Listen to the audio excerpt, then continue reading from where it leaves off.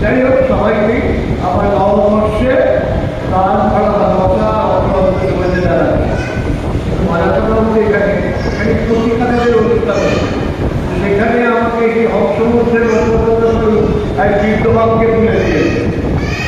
যাই হোক, বলতে বলেছে একটা কবিতা বলি। কবিতাটি হচ্ছে কবি শঙ্করঘোষের লেখা কবিতা, বাচ্চাদেরই কবিতা। কবি শঙ্করঘোষের কবিতা মিথ্যে কথা। লোকে আমার ভালোই বলে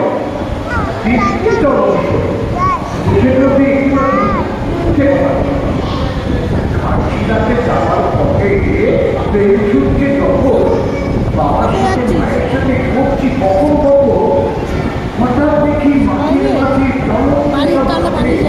এক এক রকম ভঙ্গি পথে এক এক রকম।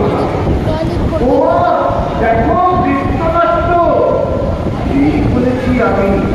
মা বলে দেয় অর্জন আমার বেড়ে গেছে 5 লাখ। চিড়িয়াখানার নাম জানো তো? আমার সেটা ভীষণ আদর করে দেখিয়ে দিলে পশুরাজের ভীষণ। কদিন পরে ভাষারও